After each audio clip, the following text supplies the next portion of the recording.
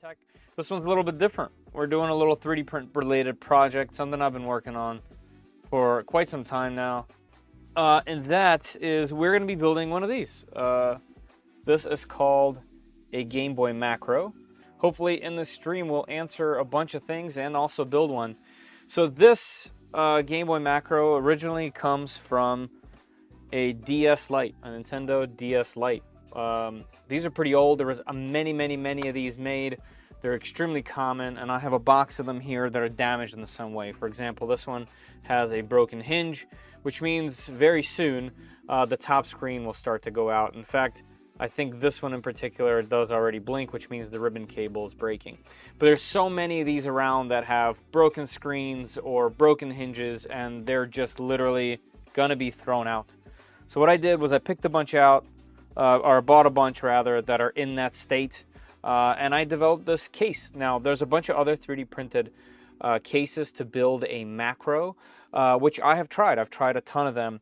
And there's been things that I just didn't like about them in one way or another. So I decided to tackle it myself and learn Fusion 360 and make my own and make it all 3D printable and as cheap as possible. So yes, you do lose a screen, you do lose some buttons, but what you gain is an extremely pocketable, essentially Game Boy Advance, which is my personal favorite Game Boy. I have a fairly large Game Boy collection now, but the Game Boy Advance is definitely one of my favorite systems. I think the games that come for the system are just an awesome balance between retro, but still something you can pick up and play with a little bit of complexity, and the graphics are still amazing. And the thing is, these Game Boy Advances are really expensive. They just are. And like this one, for example, that you add a bunch of bells and whistles, like a backlit color screen, lights, new buttons, cases, things like that, they actually go really expensive. They're in the several hundreds of dollars if you buy, you know, all the premium stuff.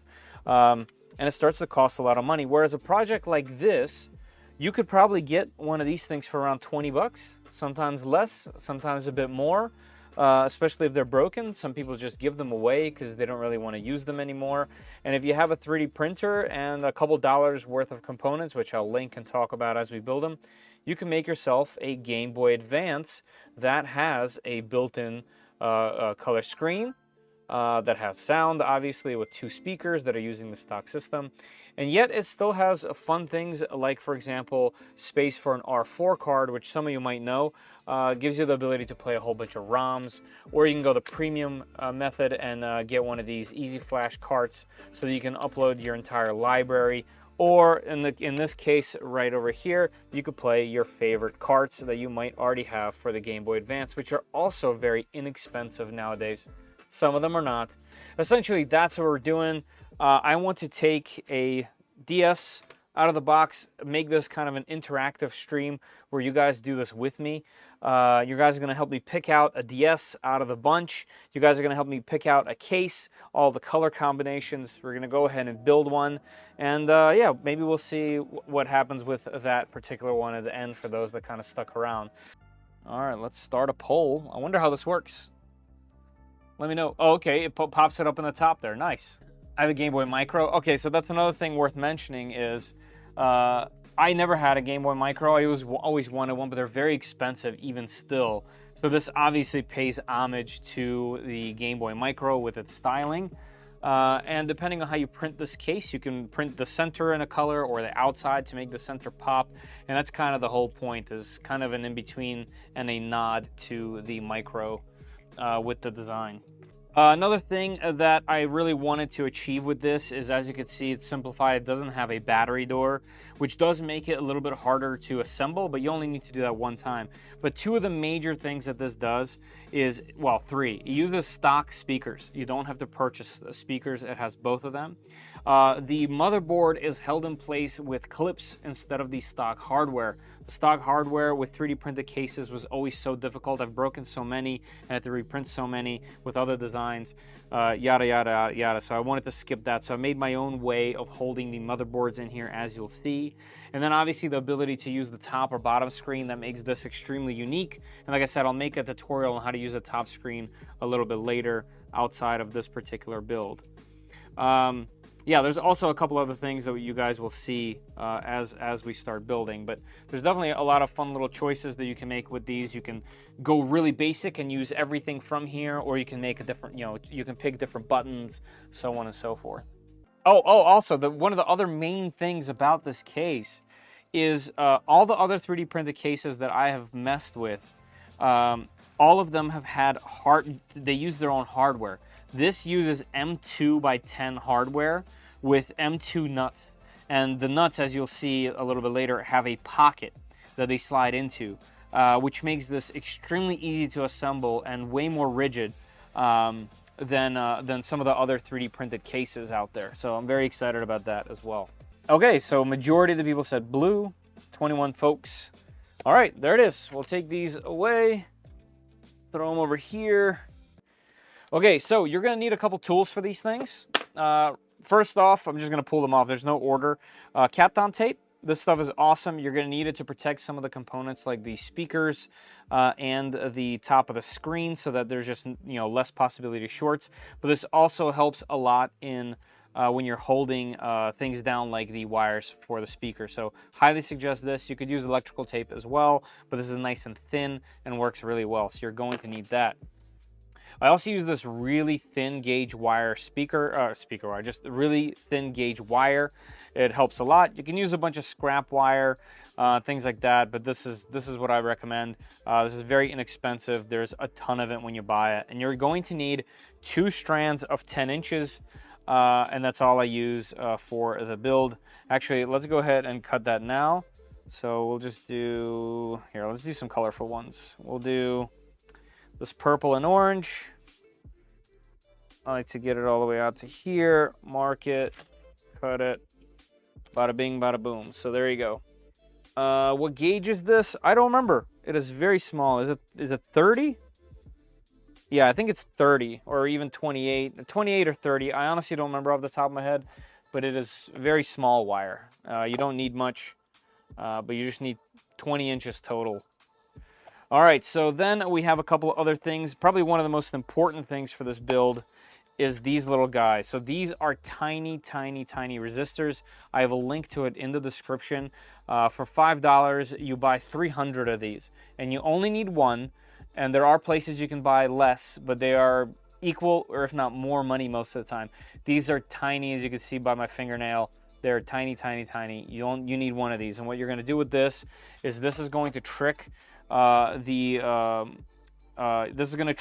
motherboard into thinking that the upper screen is still on when you're just using the lower screen. You're going to need it. So I do have some buttons, some rubbers here, but we're not going to need them. I just have them here in case the ones in the DS are really old. I would still be able to use them. I do have some that are in great condition from other ones, so I will hold on to those. And I'll show you what we do with these. This thing is going to have to be cut in a certain way because we're doing a 2-button setup with a speaker, but we will save that for a little bit later. Then we're going to need everything from here. We'll need scissors. Scissors are nice to have. You need a 3-prong. I don't remember what the name of these things is, but you need a 3-sided Phillips to unlock the original case, and a really thin Phillips to get some of these bolts off. So for example, this little guy back here, the battery door, wham bam, thank you ma'am, this thing's out of here like that. So yeah, you need a small screwdriver with a Phillips and a 3-prong, 3-sided screwdriver there. Let's just take this battery out while we're here. Come on out of there. Bam. Okay. What else do we need? We also need some small pliers. This is actually really useful to push in the M2 hardware. We're going to need some snips to cut your wires, whatnot, things like that. You're going to need an X-Acto or some kind of blade. I use this for the buttons. If you buy aftermarket buttons, they often have these little burrs on them, and it really helps with that. Tweezers. I recommend these for anyone that's 3D printing anything anyway, for grabbing stuff off the build plate so you don't touch it with your fingers, things like that. And this is really going to help us with the small hardware. And we have a small Allen key for the M2 hardware. Speaking of M2 hardware, let me grab mine. And I'll show you what we're doing. All right, so we need M2 by 10s, just 4 of them. I chose the socket heads, but you can do button heads as well. They'll work just fine. And additionally, whoops, so it's a washer. Additionally, we need 4 nuts, 4 M2 nuts. So there you go. That is what you need to have this thing come together. So we'll set that down here for a little bit later. There's also a few optional things that you're going to need. Oh, and you obviously need a soldering iron. I use this D60. Been using it for everything for years. I run it off of one of my drone batteries, and it is absolutely awesome. So we will take that. Need the cable. Set that off screen over there. I also like to use a rag because you're going to be dealing with a screen, and you're going to have to wipe it here and there. So there you go. That's the stuff that we need. We obviously need a case, some buttons. I like to use a strap as well. And then the optional thing that you're going to need is a screen surround. Okay, these are very inexpensive. I have a link down in the description for Handheld Legends. They sell these. You can find them elsewhere if you'd like as well. But I do have a coupon code for these. Basically, you need one of these, and this will allow you to have the best, I guess, action on your start and select buttons. It'll work regardless, but this really makes the screen as thin as possible, which is really nice. The bottom screen specifically. The top screen doesn't need any of this stuff as long as it's already in good condition. All right, so I think that goes over everything that we're going to need. You can buy buttons, but you can also use these stock ones. Obviously, you can buy one of these in black or any of the other colors that you might like. These blue ones are actually really nice. I'm going to save these buttons for other builds as well. Actually, you know what we'll do? I'll put this up and put this up on a pole, and while I'm removing everything from the stock build and going over it, you guys can vote on which case you guys want me to install this in. How about that? So let's set up a poll for this. There we go. All right. And only 4 max. That's kind of odd. All right, starting poll right now. There you go, everybody. You should see the poll now. Check this out. So I have, this whole thing is filled with buttons. You guys can tell how much money I've spent on this. It's filled with buttons, filled with games, because every system that I sell is going to come with a game. But I also have one green lanyard. So that might be cool for the Gengar build, but I think purple is going to go really well with it. And then the other thing that I will also be including with every single set is a charger, a USB charger. So yeah, there's just drawers and drawers filled with components for this thing ready to go. And obviously about a million screens, and you guys will see why. All right, so let me know which one of these you'd like. In the meantime, let's get this thing undone. All right, so I'm going to move these maybe over here so you can still see them a bit. All right, so here's how we take this sucker apart. Make sure it's off, obviously, right? And we're going to take off this little guy. So this is a protector for the bottom advanced slot. Let's get my tweezers here. So the first thing I like to do is just remove these little pads, and it just gives us access to the rest of the screws. All right, we'll get our dandy screwdriver here and start undoing the little tiny nuts in the battery door, or bolts rather, in the battery door inside. One of them holds the motherboard in place, the other is for the case. And we'll do these two right over here. And the other 3 corners, by the way, they have the tri-tip. There's one over here as well. Don't forget that one. That's a tricky one. That's a tri-tip as well. So there we go. We'll switch over. And get that undone. Like I said, and as you can see, these things are tiny, tiny, tiny. And that was one of my biggest gripes with the other 3D printable cases, is they're all using the stock hardware and it just threads into plastic and just doesn't work well. I also tried to use heat inserts, and I purchased a ton of them because I thought that was the way to go. But it had a bunch of other errors. Things would warp, get a little hot, things like that. So I just decided to try a different way, and the M2 nuts just work perfect, as you guys will see in a little while. All right, so that's all the hardware there. So to get it apart, you open it, and you kind of just start at the back here, kind of prying it apart. If you put your fingernail in there and just go around, it will pop right off.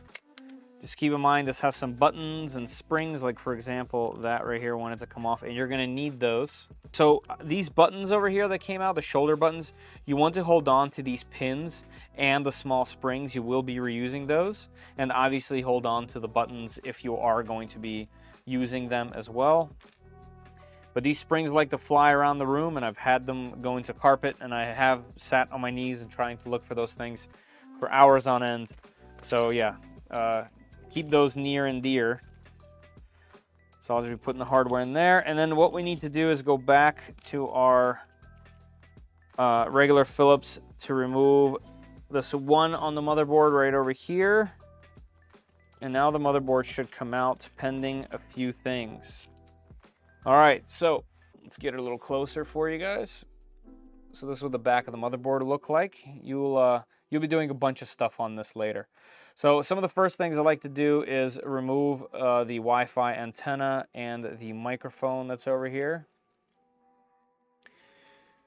Just because it'll be easier later. When the motherboard is held down like that, it's just a little bit easier. Otherwise, you should be good to move it up and get this out of here. So what you want to do is kind of push upward on the screen just a little bit. And as you can see, it'll come up. You don't want to just yank this thing up. You want to fold it up just like this. And that is because the top screen is still hooked up right over here. And the way to undo it is to just with your fingernail kind of pull up on the black portion, and it should pop right out of there. Well, just be gentle. Even though this screen is broken, I'm still going to act as though it's not, because it is still usable. There you go. So the only other thing you have to do is kind of fish this connector from underneath here, the Wi-Fi connector. Sometimes you got to kind of spin it. There it goes. All right, so this is the main portion. This is the motherboard and the front screen. So the other thing here is the front screen is connected right over here with this tiny, tiny ribbon cable. There's a little black flap. You just lift it, and you kind of just pull that. I like to put the flap back down so we don't snag it on anything. And the same over here. Put your fingernail underneath the ribbon cable, pull it up, and this whole thing's just pop right out of here with a little wiggle. There you go. So you have your screen, which we're going to be using this one. Set that to the side. And you have your motherboard. So let's close these so that you don't mess them up by accident. This one looks to be in great shape. Sometimes these buttons are a little bit dirty or have some gunk on them, and you can just use isopropyl alcohol to clean it up. This one looks like it's in great shape. Sometimes the volume button gets a little gunky. This one's also clean. And the power button also tends to be, but this looks pretty good. Yeah, no issues here. All right, and then the side buttons click just fine. The other thing with the side buttons is sometimes these don't work. And what you can do is you can just pop out these little rubbers right over here. They just come right out. Pour some isopropyl alcohol in there. Give it some time to dry up. Put it back. Click a whole bunch, and I guarantee you they will work. All right, so that's the motherboard. Let's set that aside. So now we have battery, screen. We have our pins, our springs. Let's get the rest. So now we need these guys. I'm going to check if they're okay. No cracks. That's good. I'll show you where we're going to cut this one in particular. This one's from the D-pad. Let's check that out. Great condition. Just some dust here and there, but actually really good shape. Don't need new ones there. Let's pop out all these buttons. We'll need this one as well for the start and select. There we go. All right, here's the buttons. All right, then we'll start to harvest the rest. So there's some tricky things here. And we do need to get to that top screen if you're going to be using the top screen, but most importantly, the speakers in here is what we need. To do that, you got to take apart this hinge, 2 bolts. And this is the part where you have to be a little bit careful because this ribbon cable is actually really fragile and it's tricky to get out. So that now that this one is disconnected, you'll see you can slide this guy just a little bit more, and it should start freeing itself. The thing that I like to do is push both of these out of here just so they're out of the way, so I can just deal with the ribbon cable alone.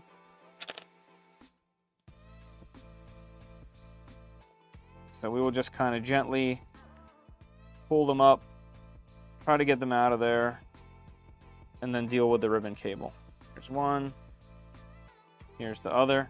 All right, now that those aren't in there, the ribbon cable actually has this little slit right here in the plastic, and you can put it in there.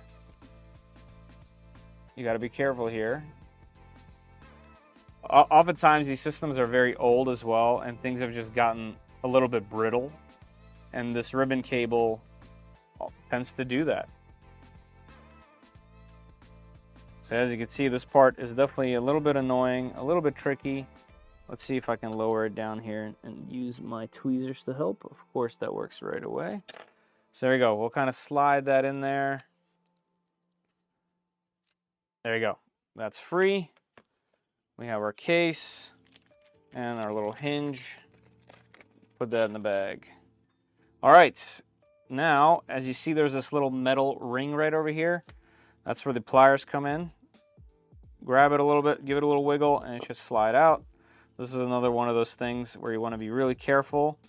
It does have a slit in it, once again, for the ribbon cable. So let's find that and utilize.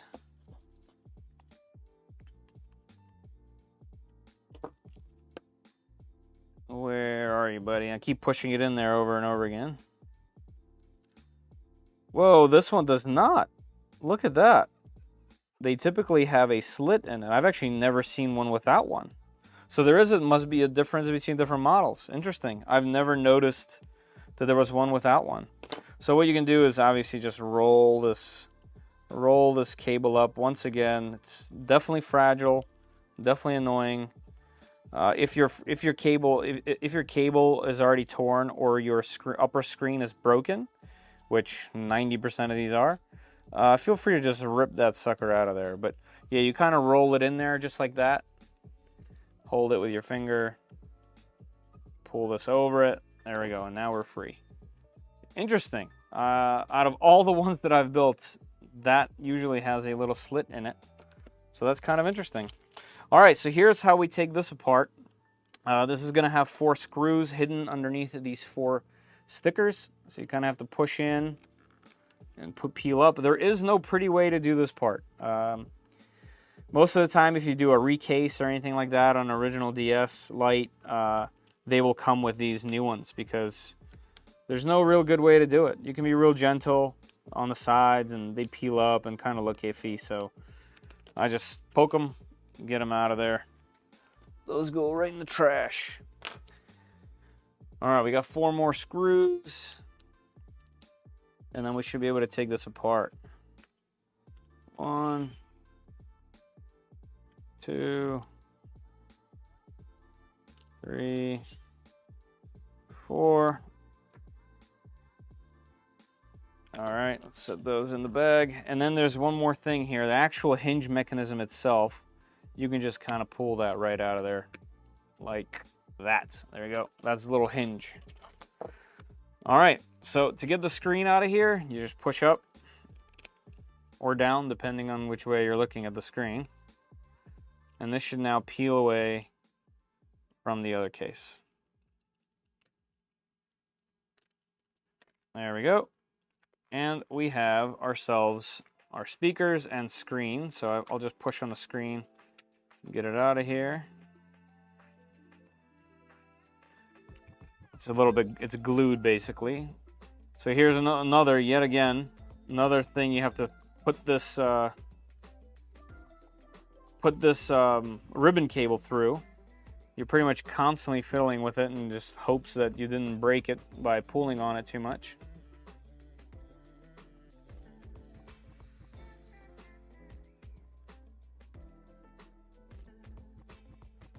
There we go. Slip that on out of here.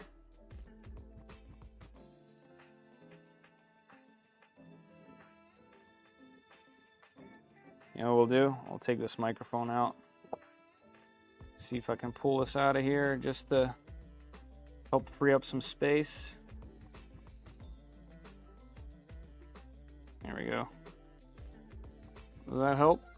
It does. There we go. We got it out. So we don't need the antenna. We don't need the microphone. We don't need the case.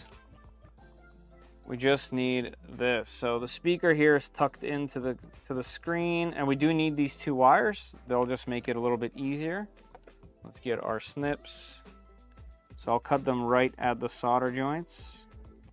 So here we go. We have our one speaker with the two long wires. We have a short speaker with short wires. And we have our screen. So just as a quick note here about this screen, if you're going to use the top screen, like I said, I'll make a tutorial specifically for it. The reason why this is really handy is because it's really thin, but it has this metal casing around it. And you actually need to remove this casing, and it could be a pain in the butt for sure. You have to be really careful. It's another potential failure point. But it's somewhat easy to do if you just take your time. Like I said, I'll make a video for it. And then you have to modify this ribbon cable with a blade, just a tiny, tiny bit. You have to cut off a few of these on the end there. See the thick ones? You have to cut them off. And then you'll totally be able to use this. So I wouldn't necessarily buy one of these if you wanted to build one just to use this. I would rather use the bottom screen with a lens protector or the stock protector, and I'll show you that. But that's all you really need to do. You need to remove this, cut that, and then there's a unique way to fold this thing like that. I'll be able to show you later on how to be able to use this. This one's broken though. I'm going to set it off to the side. We'll be able to use that for something else, but not for it to be functional. Maybe for a do-it-yourself video. All right, that's it. We've harvested everything that we need from this thing. All right, so let's prep the motherboard with some soldering stuff that we have to do, and then we'll do the case stuff and the screen stuff. So there you go. We're already at around 300, so I'll put a little bit of solder on the tip, just like that, and then clean it off. All right, so the points that you are looking for this to tin are going to be the LED A2 and LED C2. Okay, those are the two that you want to start with. We'll put just enough solder to make a little dot. Just like that, maybe a little more on this one. There we go, and it makes a little dot. The other two, those are going to be where your resistor goes. I'll explain that when I'm doing it. The next one is SPL0 and SPR0. For those that have done this before or can guess, this is for your left speaker, and this is for your right speaker. There you go. Those are the 4 points that we need. And then on the back, while you have your solder, there is a headphone jack, and we are going to use this lower point right over here just to put a little bit more tin on it, or tin it up rather, because this is going to be the point where we're going to use as ground for our speakers. The reason why you want to do that is because some of the other grounds on here tend to pull power from the battery, whereas this one does not. I saw a video someone did, or not a video, a post someone made with a bunch of testing because his were dying rapidly, and that's what he ended up figuring out, is the speakers going on to down there work very well. We need this tiny, tiny, tiny resistor out of this little packaging, and if you do anything wrong, this thing falls down and you never find it again, because it is tiny.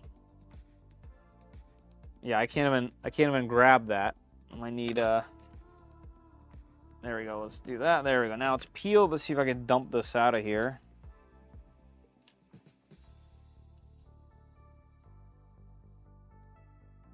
Okay, even getting it out of a package is a challenge because it's so tiny. There we go. That's how small it is. You can't even see this thing. Look at that. That's what we're soldering. And I promise you, it's actually easier than it might seem. So that's one thing. The next is our wires. So what we want to do is, I just use my fingernail for this. I just take off the tiniest amount, because as soon as you add some heat to these wires, they'll actually peel back a little bit. We just want to prep this for our speakers. There we go. We got 2 on this side, 2 on this side. And then on the speaker here, we'll do the same with this end.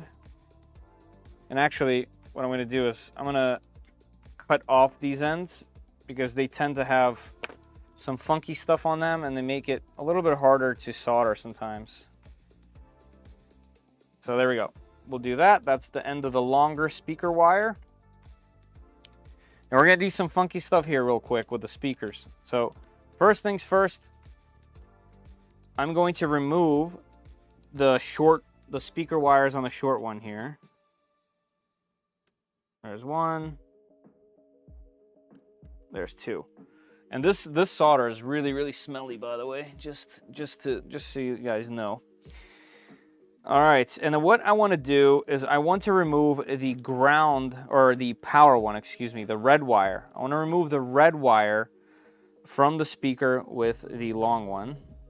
We'll just heat that up and remove it. And we're going to put this on to the left side, the ground side. I know the colors are going to be funky, and if this is going to confuse you, definitely use a different wire if you want to. But you want to put this one, solder this one, onto this speaker where the ground was. All right, there we go. Let's let it dry. Solidify rather. There we go. So we have two speakers. On the left side, my left side, we have a red wire. On the same side, left side, we have the ground wire. Okay, that's how we're going to set these speakers up. I'm going to set them aside. Yes, they do like to slam shut on each other just like that. So now the interesting part. We got to get the wire speakers on here, and most importantly, this little tiny resistor. I like to turn it sideways, just like this. And now I'm going to get this tiny little resistor, and I'm just going to slide it over here. You guys see it? I'm hoping that you can see it. So what I do is I put it right over top of our LED A2 and LED C2, just like that, the two bubbles that we essentially made of solder. And what I'm going to do is I'm just going to hold it generally in place, and I'm going to heat one side up, and as you can see, it just got sucked down just like that, and one of those is on. So I rotate it. You no longer have to hold it, it just helps. And then we get the other side, and just like that, I'll show you. There we go. It might not be perfectly straight, but it's between those 2 points, and the solder is holding both sides. And now we can power this thing on with one screen. And the best way to do that is to test, right? I forgot that I'm not on camera. I'm just sliding this on real quick. Anyway, there we go. The screen lights up. It actually goes. If this wasn't working, it would just blink one time and nothing would happen. So we are good to go. This thing is ready to go. If you didn't want speakers, you could just throw it into a case now with buttons and be good to go. But we want speakers, so we're moving on. We're gonna get our speaker wires here. And I'm going to use, let's see, should we use orange for right? We'll use orange for right. So we'll do the left one first because it's at the top. And we're going to solder this to SPL0. And we want it to go upward. In your case, downward, because that's the way you're looking. We're just going to touch it, throw it on there, wait for it to solidify. Get the next one. Orange is going to be the right one. Saying that out loud just so that I don't forget. There we go, same thing. So I like to do this in a pretty specific way. I like to get these in between this little resistor right over here and the connector flat, as flat as I can get, and then bend it right around here. So as you can see, I didn't go in that hole, I went around it, and you don't want that because there's a left button here. Or right button. But this is laying nice and flat. Let's get some tape like this. All right, and then let's go ahead and put this right over top of everything. Make sure you don't get anything over the buttons, and this will just help you hold these in place. And this side of the board should be good to go. Now we flip it over here, and I want these wires to continue going. So I kind of like hold it with my thumb flat this way, bend them up through here and down this way.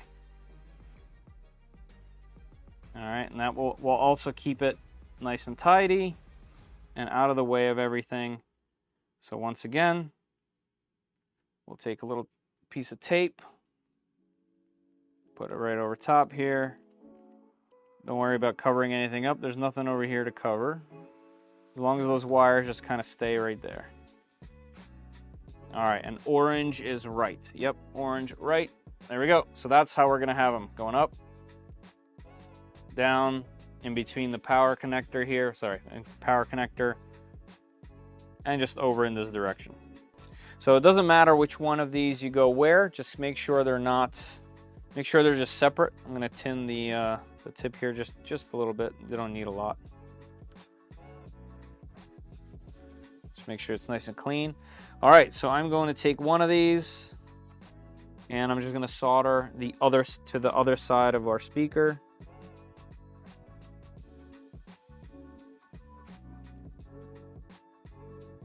There we go. And then keeping the wires separate, we'll take our other speaker, solder it to that. So the orange one is going to be our right speaker.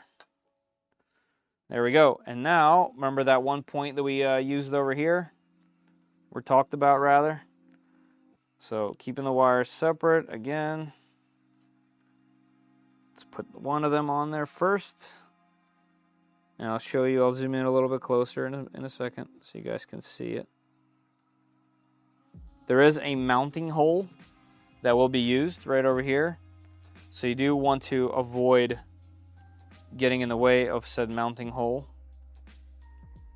So the wires have to go kind of upward. I'll show you in 1 second. So I'm going to take the other one and go to the same mounting point. So you're going to have two wires going to that one ground. Whoops, I unsoldered the other speaker and the wire pulled away from me. Let me grab them both at the same time.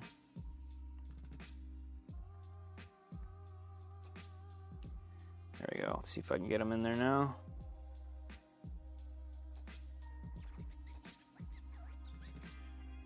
Here we go. Wait for it to solidify. There it goes. Give them a little tug. Make sure they're on there. All right. So the soldering portion is complete. So we can let the soldering iron cool down. I'll unplug my battery. All right. Let me show you what I did here a little bit closer. The speakers always like to snap on top of each other like that. But here we go. So we got our two wires for the speakers. They're kind of in this little channel. They go to the other side of the speaker wire. If I'm looking at it this way, they're my right. And then the stock wires that we used, we're using them for ground essentially. So even though one is red, it's still ground. And both those go right over here to that little pin on the bottom of the headphone jack, and they go upward to avoid crossing over this mounting screw. Okay, so that's it. That's the hardest part of the whole build, outside of, I guess, assembling the thing, right? So next thing we need to do is we need to prepare a couple things with tape. One of the things being the speakers. So let's get our tape here, and the reason is the tops of the speakers will be touching some of the components. So what you want to do is cut kind of a square piece and a square piece, and you just want to cover this so that even if there's contact, it won't send any electronics through or short anything or none of that kind of stuff. So that should be good. The other part is the screen. Here, let me get things out of the way here. But first thing I like to do is put some tape on the bottom of the screen here. And this part you want to protect because the cartridge is going to be sliding in and out over here on this ribbon cable. So any amount of tape that you put on here is actually just a great idea. There we go. You can wrap around a little bit. Not going to matter. Usually two of these are good to go, and then we have a little piece on top there to protect.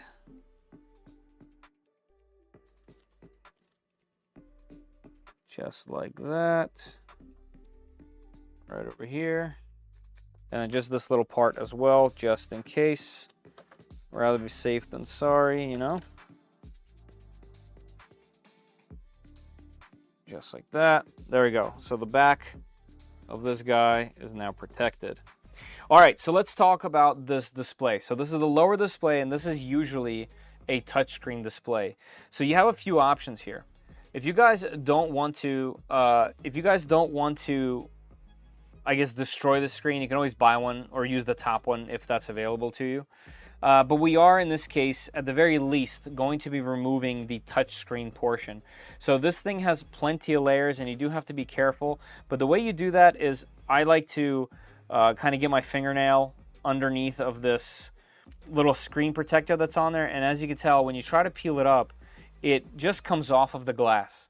And what's interesting is even this could be just destroyed from use, years and years of use, and you know, kids and stuff using this to scratch, you know, using their things to scratch it like this.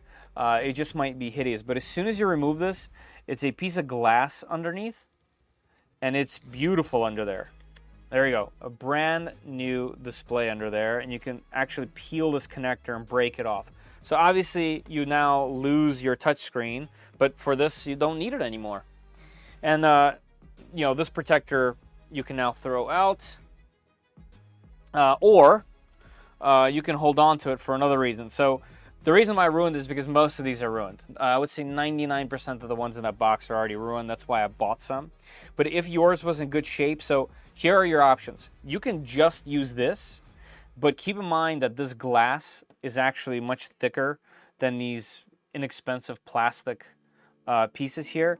And what that does is it makes your start and select buttons kind of a little bit harder to press. Okay, and that's the solution that I've been seeking. Is these buttons are great, but this, as you can see, it's literally flat. They don't protrude. So to press them, you have to kind of like push with your whole finger. I know not everyone's going to like that, especially if you like don't have fingernails like I don't, so I kind of have to use the tip of my finger.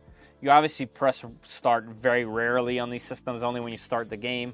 So it doesn't bother me. But if you use the top screen, or if you use I think this one has it. If you use the top screen, or if you use one of these screens, as you can see, they protrude, and they're definitely much easier to press. So we're gonna do it that way. But keep in mind, if you're on a budget and you don't want to spend the $2 or $3 for one of these things, you can just use your glass. I just wanted to show that you can.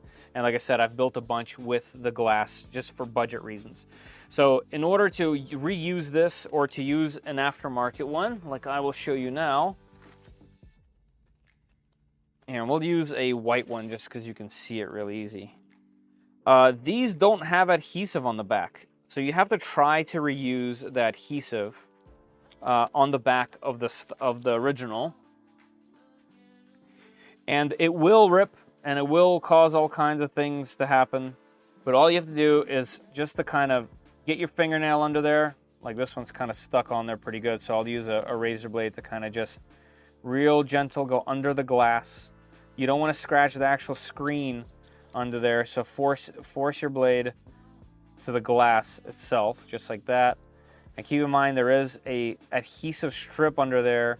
You're going to try to use this side. Has a ribbon cable. I'm not even going to have my blade anywhere near there. So now that that's kind of peeled up, you just want to go real slow. If you want to heat this up to make it a little bit easier, you can. But if you just kind of peel up slowly, as you can see, it pops right up. So just go slow. There it goes, the other side. And we're peeled. There you go. So the adhesive kind of stayed on the top there, and some of it stayed on this glass. That's totally fine. It actually peels really easily from this. So as you can see, I can kind of just start peeling it up. Don't stretch it too much, because like I said, we're reusing this. And it won't matter too much because you are going to be pressing everything up against the screen, so don't worry about it not adhering well. It will. Just from my experience, it actually adheres perfectly fine. Just going to make sure this isn't tangling up on me. There we go. So that's the glass lens, which you're more than okay to use. And I'll get this guy right back on the corner, just like this. Come on. There we go. Just take your time. Try not to stretch this at all. So just kind of just place it downward like that. And this will go up. And I know some screens do come with the adhesive. All the screens that I bought, which was a lot of them, none of them had it. So it's meant for you to recycle this in some way, shape, or form. Another thing is to try not to get dust on this. I know you might. There's a little trick that you can do with the little adhesive that protects the screen. And that's what I typically use to get the dust off right before I put this on. I see a little speck right here, so I'll try to get that out of here so it's not trapped under our screen. There we go. All right, so that still looks really, really clean. I don't see any specks of anything. I do see one right down here, so I'm just gonna get it off. It's not on the actual LCD, it's on the tip. There we go, just move that aside. I don't want it to go towards the center. All right, and then on our little screen here, we'll just peel back the protective layer, and I'll keep it downward to keep the dust off of it as much as I can. Like this. There we go. And I do see a piece of dust, so I'm going to use this to kind of pick it up. There we go. And let's put that right on there. It does not have to be absolutely positively perfect, because some of the screen is going to be cut off on the advanced systems. So there we go. That's on there. Perfect. And that is our screen ready to be dropped in. So I'll just peel off the front protector here that was on here.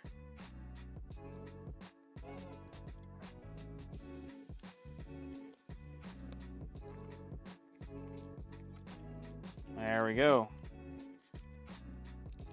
There we go. And we have our thin front or bottom screen rather. Literally looks new. And like I said, you don't have to do this part. This was optional. You could just remove the digitizer and keep this stock glass. It is just a tiny bit thicker, and this makes the button feel a little bit better. So you're gonna need these little pliers. This is when we go ahead and put in our tiny little M2 nuts. So I made these built-in channels into here, and let me show you how to use them. So there's a channel right on the bottom here. We're gonna just drop that into the channel. As you can see, it kind of slides in. But what you want to do is you want to put your fingers as low on the table as possible, because you don't want any of this to break. And you want to just push this down into the spot, and you want to make sure it aligns with the hole. There we go. Hopefully that's enough light. I'm gonna block it just a bit. There we go. So I'm going to slide this in. Real careful. I'm going to push it as far as it goes in there. There we go. That one is in. We can rotate this thing and go to the next one. Next one's right over here. Same thing. It has its own little channel. So just hold your finger as low as you can to give it as much support, because the higher you go, the more chances you're going to break that wall. There we go. That one just popped right in. Rotate again. We're going to go right over here. Fit this right into the channel. Make sure it's not crooked, or else something will crack. There we go. Nope. All right. Might have to use my finger to slide it in there before, so that there's no magnetization happening. There we go, like that. And once again, hold the case. Push this in all the way. Voila. And then this bottom corner right over here is the last one. Push that in. There we go. And that is how you embed everything into there. And that's one of the coolest parts about this case. The other part is this area right here is the extra space needed if you use the top LCD. This is where the ribbon cable will be folded and kind of in here. There's another little trick, is there's these little studs that pop out that kind of hold the motherboard in place. If you're going to be using this, the upper screen and the ribbon cable, you have to just pop this off with your finger. It'll literally just break off, or you can obviously use snips, but you don't want that protruding because it'll protrude into the cable. For this one, we don't need to do anything else because we're using the regular screen there. All right, now we're back to putting this back on top and populating it with buttons. So here we have the A button. It goes into the top. There we go. We can kind of flip it over. Gorgeous. It'll be upside down for you guys. But these are keyed, so there's no worries there. Okay, and here we go with the flashing. So as you can see, even the premium buttons that you can buy have some flashing. That's just from the manufacturing process, and it can mess. You can mess with the installation and just how smooth everything is. So that's what the blade is for. You just kind of want to clean it up, just real easy. Get some of that extra plastic out of there. Let's drop this in. Just like that. Nice and keyed. Can't go in wrong. And now we have our A and B buttons in gold. All right. And then this is the part that I was talking about. So because we don't need the other two buttons, I use this space to make a spot for the speaker. This is going to be our right speaker, and this is the original membrane for the buttons. And as you can see, there's a little spot that holds it in place. What we need to do is cut this in half. It doesn't matter in which direction, but you do want to do this with scissors, and you want to go from point to point in the center and just snip it just like that. Doesn't matter which one of these you use, pick one. But that half of the diamond will go into the other part right there, and it will still function perfectly. And as you can see, it kind of holds the buttons down in place, and this little piece holds it from doing anything funky. So nice and easy there. Then let's do our start and select buttons. I'm just checking for flashing because these tend to have the most. And they do kind of like misalign. They'll still work, but they won't look as clean if there is any. So you just want to kind of just real gentle get those off. Put that in there. And then let's get our little membrane. It goes down. Once again, this should be able, you should be able to work this on there so that it's flat, holds the buttons just like that. And this part, admittedly, is somewhat annoying to do. We're going to trim this up just a little bit so that it doesn't rest on the tops of the plastic there. This can get a bit cumbersome, but if you take your time, it'll be fine. That's one of the reasons why I rested on the back, so that it doesn't pop back up. All right, and then these, I've actually learned a trick with these. So some of the aftermarket ones, like this one's actually, well, you can kind of see it. The center lines aren't necessarily perfect on two of them, always. So if I put this, if this is up or down, or this is down or up, as you can see, this little line is going to be off center. But if I rotate it 90 degrees, now it'll be either too high or too low, and this makes it look a little bit better. So for this one in particular, I want to put it in, let's see. Yeah, it's this way. So I'd want to put it in this way so those markings look the most on center as possible. It's just how these aftermarket ones go sometimes. This guy has the hole in the middle. That's the one for the D-pad. I'll put it up this way. There we go. Keep in mind, it's probably going to pop up another 10 times before you put it in there the first time. So that's okay. All right, now we are ready to work with the motherboard. So the first thing you want to do, flip this guy. Let's flip this right over here. We're going to get our screen rested on it and slid in. There's these little wings on this ribbon cable. You kind of just use your skin, push them in, and then you just use your thumb to kind of push down on that. And there we go. That is the front of this. I like to clean this up as much as I can before I put it in there because this case does overlap the screen a bit. but you'll still be able to clean it. All right, and now holding the screen and kind of pinching everything together, I flip it over, and we find our right speaker. If you guys remember, I was repeating orange over and over again. That's what we're going to do. I'm going to do the orange one. Orange is right, and it will just slide on in on an angle just like that. There we go. Pops right into the speaker holder. Now these wires, they can get a little tricky. What you want to do is, as you can see, I'm just going real slow because I've done this many, many times now. So what you want to do is you want to put them right down here, and you want this to go towards, you want them to go down towards this corner. And the reason is because we're going to slide this motherboard in just like that underneath this little claw that's over here. Okay? And then you want to kind of just lower this a little bit, drop the screen in. The screen should pop right into place. You can kind of help it. There we go. We'll help on the top as well. All right. And then now what I want to do is I want to come over to this side, and we're kind of just going to flex the entire case. Let's see, this is where we're going to test the carbon fiber filament. There we go, and it popped right in. So that clip now holds that. This pin now goes through the motherboard. This pin goes through the motherboard, and now this thing is held in place. Let's see, we can now flip it over and test our buttons. Okay, yep, looking good. And this is our first look at our macro. Gorgeous. All right, let's flip it back.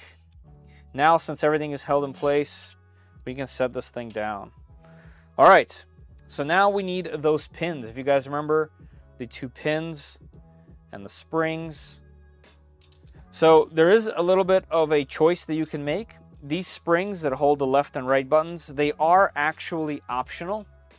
Some people do prefer the faster action with the non-springs, and what that means is essentially these triggers just rest on the button. So as soon as you push them, you're flexing the button. If you're putting the spring back on, there's a little bit of a pop to them, so you do have to push them downward just a hair more.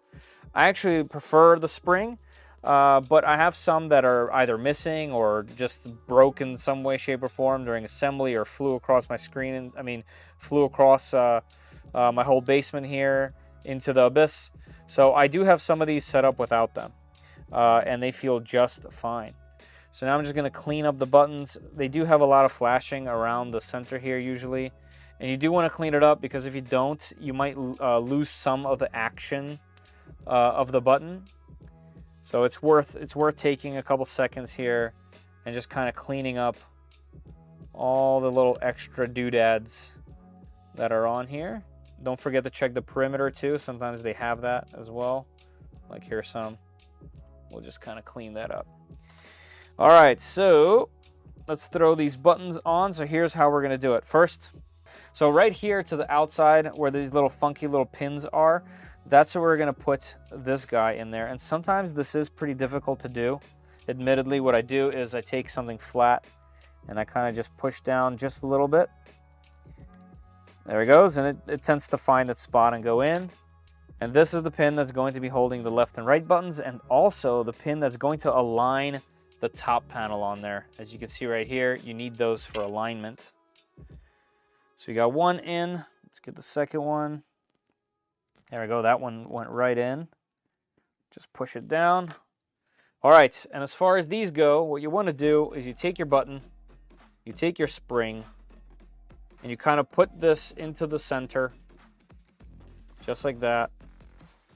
You drop it a bunch, you cuss, you squeeze too fast, and the spring goes into your finger sometimes under your skin. It's fantastic. And then you rest it down on the pin, just like that. There we go. Now I'll show you what to do with that spring in a second. I'll just set this one up while I'm doing it, so they're both on there. We'll just set that right there, and the spring will fall out. Like I said, you'll do this a bunch. It's a fun little game. There we go. Let's see.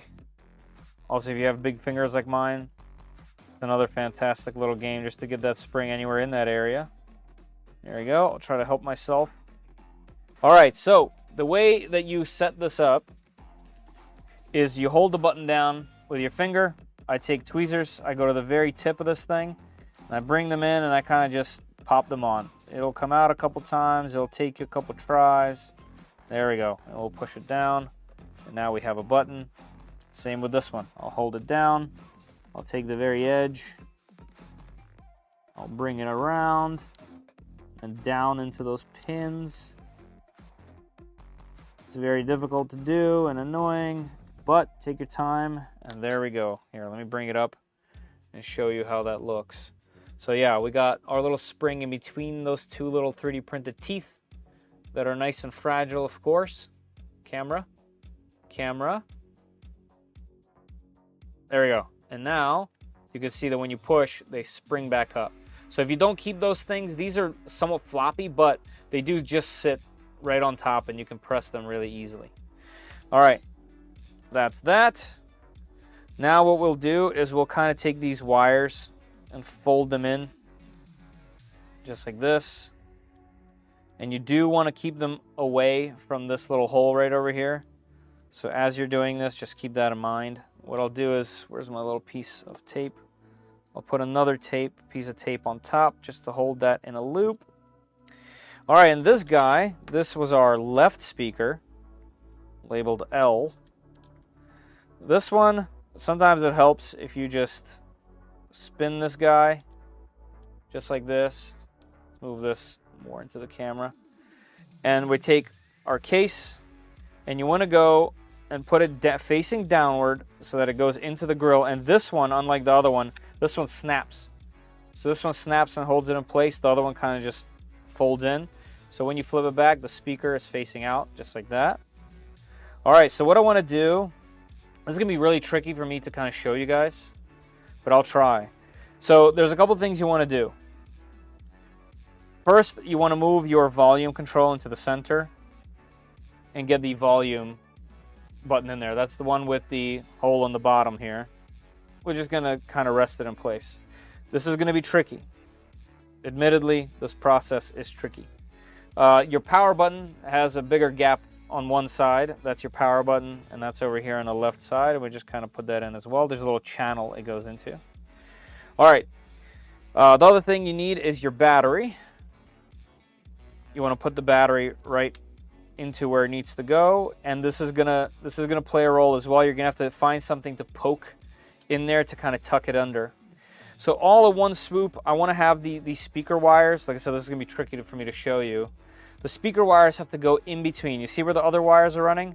That's where you kind of want to guide them, and they'll fall into place, and they'll go there anyway because I have the speaker kind of facing that area. So I can kind of feel them in there right now. So what I'm going to try to do is don't worry about the power button or the volume button. Worry about getting the two of the prongs that are on the top, the pivot points. And I'm sorry if I blocked the display here. You want to try to get those in, and they're in the corners here. So I'm going to kind of push this down. The battery's in the way, so I'll kind of push the battery in a little bit because it has that little spring mechanism. There it goes. I'll push down. That clicked on. Push down here. That's on. And we'll just work our way around trying to get this thing clicked. There we go. Sometimes it actually helps if you lift this thing up. So this one is in, but this one is not. So let's just take our time. Like I said, I might have to pick this thing up. There he goes. So those are in. So even though the other buttons aren't where they need to be, I'm just going to take this time and drop this in. Drop the 1M2 in there just to kind of get it started. Now, please do not over tighten these. You just want it to gently hold. You can tighten them later. This is still 3D printed, and this is M2 hardware. So you just want to gently have it going. There we go. And now we get to play with the rest. So let's figure out why the alignment is off here. Looks like this button needs to be aligned. There we go. That one popped right into place. So we can put this one in. One thing I forgot, I can tell you right now, is the lanyard.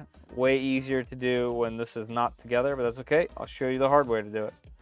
And then on this side, so as you can see, this button is leaning kind of funky. What I do is I take this guy and I prop it up just like that, and then just slowly, gently try to close it. What helps sometimes is doing it this way. It will kind of fall into place where it needs to go. Let's see if I can make it happen. Let's reach in from this side. There it goes, and that is good to go as well. So let's put this one in, and that should be the last one. So as you can see, it can be tough to put together to some degree. For whatever reason, this little guy is not aligning perfectly, but it's just a matter of wiggling it around and getting it in there. Let's do a test launch. So we're just going to give it some power. We have a little window here. And nice. There we go. We have already a working macro. All right. Oh, and here's what I was talking about with the lanyard. So if you do put it on, you can actually use the device. Whereas with the stock ones and other ones, the lanyard is up top. So if you put your hand through, you can't reach it. You can't get your hand where it needs to go. It's kind of weird in that sense. So what games can this play? So this can play any cartridge that's meant for an Advance, for a Game Boy Advance. You can also, using an R4 card, play any Game Boy, Game Boy Color, Game Boy Advance, some DS games that don't require touch or the top screen. It's pretty rare, but you can. There's like 2 or 3, to be honest. But it's mostly to make an Advance. So if you had all of your older carts, and I'll show you how all these work technically. Here's an R4 card, which are probably the cheapest way to play. Which one of these has my save on it? I think it's this one. So that's just a regular cart. Or if you're a big baller and want to spend another $70, you can get one of these easy flash cards that holds all of your ROMs. So this can hold every game just like this one can. This is just a much cheaper way, but this has a better, more reliable firmware on it, if that makes sense. So I'll show you all the 3 different ways that you can play on this thing. All right, so first, let's do the genuine cart. Obviously, we have one here. We'll just slide that bad boy in here, and I made a little window so you can see the art. So there you go. And now you can see why there's a cutout on the screen. It's because the advanced games, they don't actually hold... they don't actually go all the way to the edges of the screen. And I know you guys aren't going to hear the audio. Both speakers working? Yep, both speakers working. This ends up acting as our right speaker, and this one ends up acting like our left speaker if there's stereo in some games. And the way that you hold it, it projects from the back one forward. I'll actually turn this down so it doesn't mess with us. But yeah, here we go. So we are just playing a Game Boy Advance. You can see I have my save in here. And let's just check to make sure all the buttons are working. Yep. Yep. Cool. Get a little Pokemon fight here. A Zigzagoon. That's wild. Yeah, so that's cool. That works. So we'll turn it off, unplug. So that's what it's like with a genuine cart. Let me show you the Easy Flash. All right, so here's the way that this comes up. I do have a different firmware on this Easy Flash that's a little bit different, but I have Game Boy games, Game Boy Advance, Game Boy Color. I think you can also play Neo Arcade, and I believe NES as well. So if you have any of those games, you have them. So for example, if I go into Advance, and it does take some time. This is a downside of the Easy Flash, is it's a little bit slower when you're going through this many games, as opposed to the Easy Flash. But for example, I have 514 advanced games on here. So I made a, and there's a art on there so you can choose. I made a separate favorites folder here for me, just so I can have a couple that I like over here. Some of my favorites, for example, pinball. Let's start that up. So as you can see, it boots just like you would as if you put a cart in there. This is a surprisingly fun pinball game with all kinds of little challenges in it. It's just themed in Pokemon. But you don't have to be a Pokemon lover to enjoy this this pinball game. It's actually a decent pinball game. Oh yeah, catch-em mode. Let's see what we get. So this one is a little bit different because this is meant. These R4 cards are meant for the DS. As you can see, it tries to use the full screen. but that's okay because in the games it's a little bit different. So there's like a folder structure here. When it comes up like this. And actually, if you have a cart in there as well, it'll always come to this menu, which you can pick the micro SD card or the slot 2, which is the bottom slot. So you can keep it this way. You can even put stuff on your favorites on the front here and keep it that way. But if we go in here, we have Game Boy Color, Game Boy, Neo Arcade, Nintendo DS itself, regular Nintendo, so NES, which this can all play. And then we go to Advance, and we go into the emulator, into the folder. So here's all of our games that we have on there. Let's do Metal Slug Advance, another one of my favorite games. So as you can see, it boots up just like you would if you put the card in there. So these are very inexpensive and probably the cheapest way, since this is a cheap setup in the first place. This is just really fancy. I like this much better, to be fair and be honest, but this totally works. As you can see, fully functional and very inexpensive. Yeah, so this is a really hard game. I'm not gonna be able to play it like this because it needs like full attention and effort. But yeah, super fun. Absolutely love this system. The games are offline and there's no nonsense ads. The game that you're playing is already the full game. The controls are simple. The graphics are fun.